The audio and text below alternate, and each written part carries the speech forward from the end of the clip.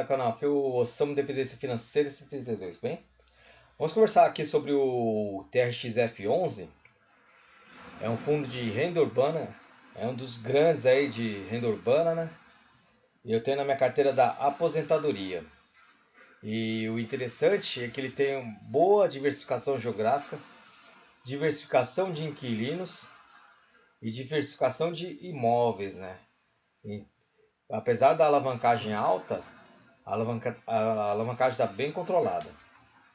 Está cotado a R$ 97,13. Está pagando um ótimo dividend yield aqui, né, de 13,71%. Ele teve a entrega de não recorrentes em dezembro e junho. P sobre VP de 0,96%, quer dizer que está 4% abaixo do seu valor patrimonial. Liquidez diária de 8 milhões, bem tranquilo de comprar e vender com esse fundo. Variação de 12 meses de 5,13%. Dando uma olhada aqui na cotação padrão, ela tá aqui nas suas mínimas aqui históricas, né? Se a gente entrar na cotação ajustada, incluindo os dividendos, ele só subiu aqui, né? Se a gente for ver bem, se você reinvestisse todo o dividendo nesse tempo todo, você estaria aqui no topo. Em 10 anos, se você tivesse investido R$ 1.000, hoje você teria R$ 1.444,58. Comparando com os outros fundos de renda urbana, né? E tem de Lajes aqui também, né? Mas comparando com outros fundos, aqui o TRXF é o segundo maior, com 3.290 reais em ativos. Entregou um yield de 96 centavos, que representa em 12 meses de 13,71%. Aqui eu vejo o máximo e o máximo daqui também, ó. Aqui é o dividend yield, aqui é o dividendo, quanto você recebe em reais, né? Ele, desde o começo, ele só vem subindo a sua receita. Isso que a gente espera de um fundo imobiliário, né? Dividendo constantes e crescentes, né? Aqui, como eu falei, aqui, ó, em dezembro teve essa porrada aqui de entrega de final de semestre, que o fundo é obrigado a entregar 95% do seu lucro para os cotistas, né? A cada fim de semestre.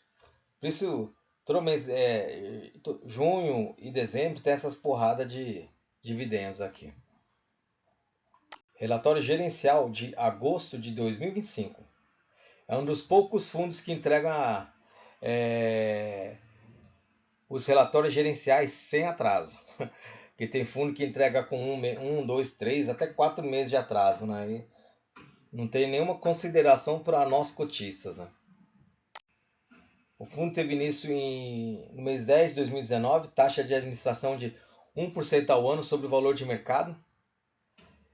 O valor de mercado é o valor de tela, né? O valor do secundário. Se a cotação cair, a administração ganha menos. Taxa de performance de 20% sobre exceder o IPCA mais 6% ao ano.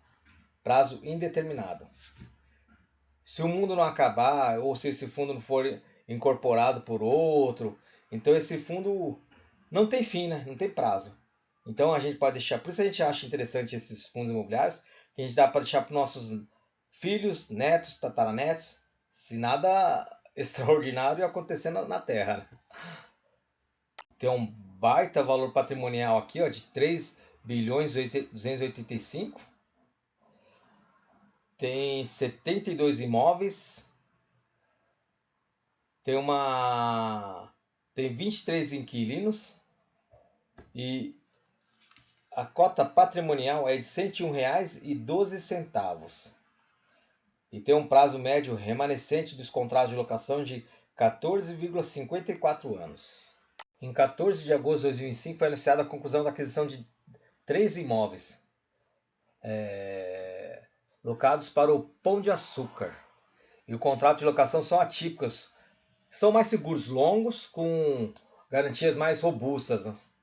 E normalmente essas garantias são de valores de aluguéis remanescentes do contrato e possuem um prazo de vencimento de 15 a 20 anos. Valor de aquisição de 98.800.000. 55 milhões corresponde ao valor relativo ao saldo devedor do CRI, que é vinculado aos imóveis e que foram assumidos pelo fundo a taxa média de IPCA mais 5,17%. Então até que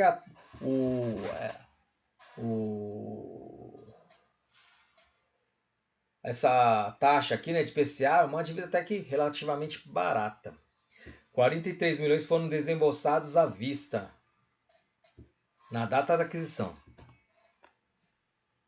O fundo pagando essa entradinha aqui, ó, de 43 milhões, ele já tem jus ao valor integral de locação. Então, por isso os fundos acham interessante nem sempre pagar tudo à vista, né? Dependendo do caso, né? Porque ele consegue. Um imóvel que ele poderia ganhar, que era para ganhar tipo 6% ao ano, com isso que eles fazem, o fundo consegue ganhar quase 10, 11% ao ano, né? Aí conforme vai diminuindo a sua alavancagem, vai diminuindo essa diferença, né? Então por isso é bem interessante, né, quando o fundo faz essas movimentações, para alavancar a sua receita. O fundo vai melhorar aqui a sua rentabilidade, né? Porque o portfólio aqui dos imóveis é de mais ou menos 10,50% ao ano. E tem um aumento no percentual de receita do fundo advinda de contratos atípicos, em que a multa por rescisão antecipada é o saldo remanescente. É isso que eu falei para vocês. O saldo remanescente é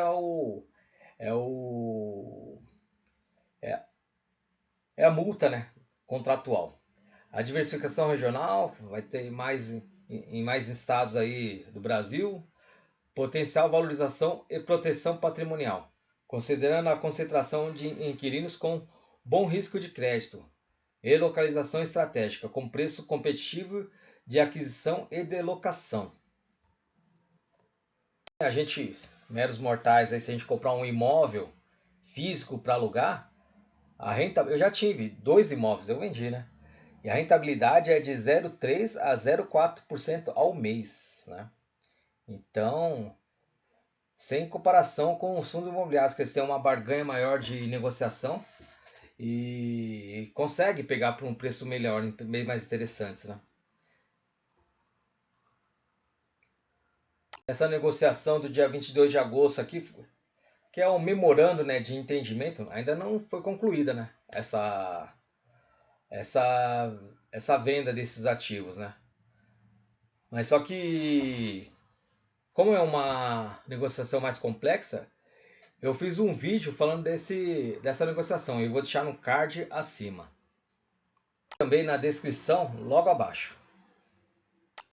E também o fundo está fazendo um desenvolvimento, vai terminar o desenvolvimento aqui, ó, que o inquilino é o Hospital Albert Einstein, que o imóvel vai ser inaugurado em julho de 2026.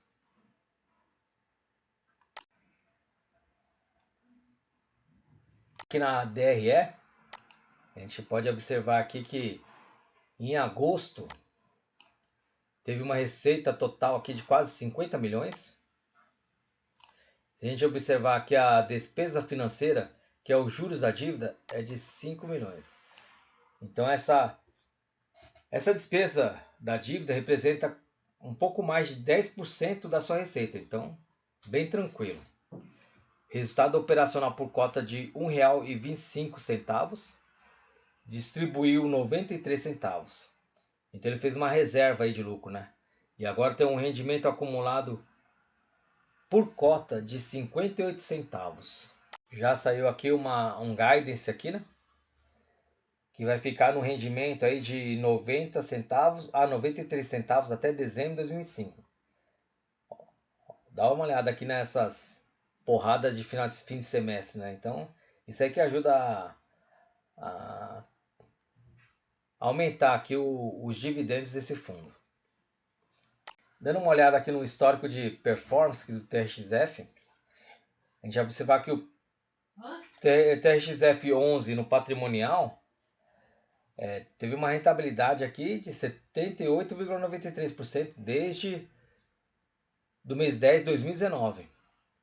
Aí abaixo está o TRXF 11 no valor de mercado, depois de 67% aqui. A multa mais aviso prévio, a gente dá uma olhada aqui, o saldo remanescente é de 79,47%.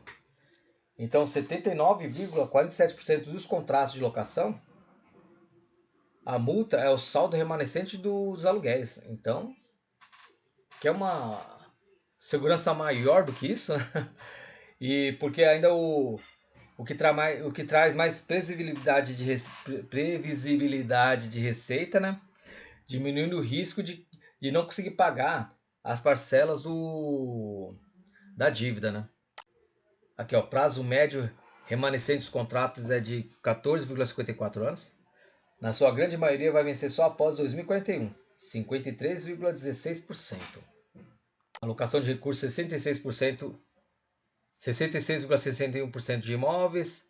Esse aqui é outro fundo que faz parte do TRXF, 17,37%.